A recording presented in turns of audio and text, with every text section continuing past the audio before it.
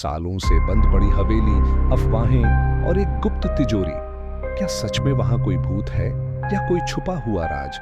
जब अंकित इस रहस्य को सुलझाने निकलता है तो उसे ऐसा सच पता चलता है जो सबको चौंका देगा। अनदेखी तिजोरी का रहस्य। पुरानी हवेली और छिपा हुआ राज। गांव के बीचों बीच एक पुरानी हवेली थी जिसे सब ठाकुर हवेली के नाम से जानते थे। सालों से बंद पड़ी इस हवेली के बारे में कई कहानियां प्रचलित थीं। कुछ लोग कहते थे कि वहां भूत रहते हैं, तो कुछ का मानना था कि हवेली में कोई छुपा हुआ खजाना है जिसे पाने की अब तक किसी ने हिम्मत नहीं की। अंकित, गांव का सबसे निडर और जिज्ञासु लड़का, हमेशा रहस्यों को सुलझाने में रुचि रखता था। एक दिन उसे अपने दादाजी की पुरानी किताबों में हवेली का एक नक्शा मिला जिसमें एक गुप्त तिजोरी का जिक्र था। उस नक्शे के अनुसार हवेली में एक ऐसा कमरा था जिसे अब तक किसी ने नहीं देखा था। अगर ये सच है तो इसका मतलब हवेली में सच में कुछ छुपा हुआ है, अंकित ने सोचा। उसने अपने दोस्तों को यह बात बताई, लेकिन कोई भी उसके साथ जाने को तैयार नहीं हुआ। गांव के लोग हवेली के बारे में अजीब अजीब कहानियां सुनाते थे जिससे हर कोई डरता था, लेकिन अंकित ने अकेले ही हवेली जाने का फैसला कर लिया।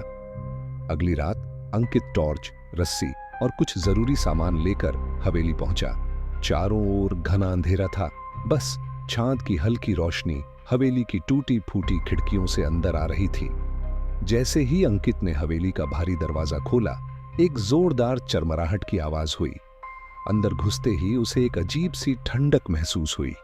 कमरों में धूल जमी थी, दीवारों पर मकड़ियों के जाले थे और फर्श पर बिखरे लकड़ी के टुकड़े हवा के झोंकों से सरसराने लगे।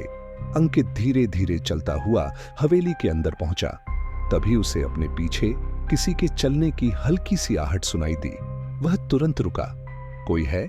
उसने धीमे से पूछा, लेकिन कोई जवाब नहीं आया।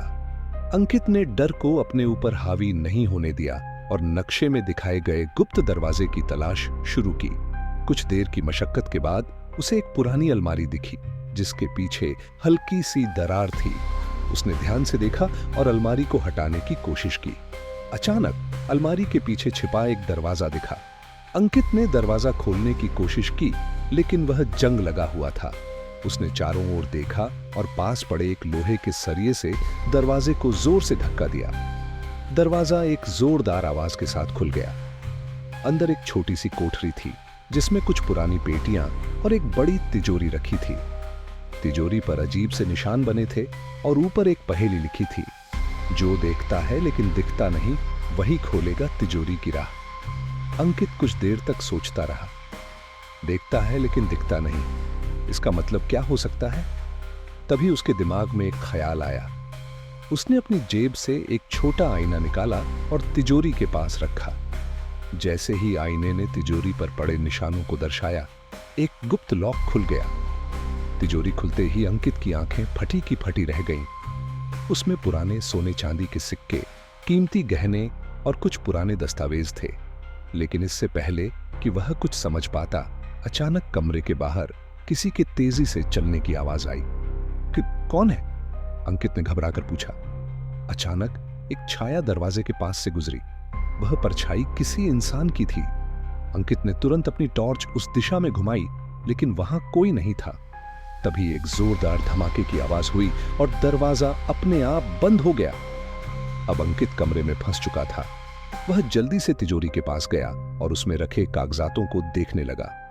उन दस्तावेजों में लिखा था कि यह खजाना ठाकुर हवेली के असली मालिक का था, जिसे उन्होंने गांव की भलाई के लिए रखा था।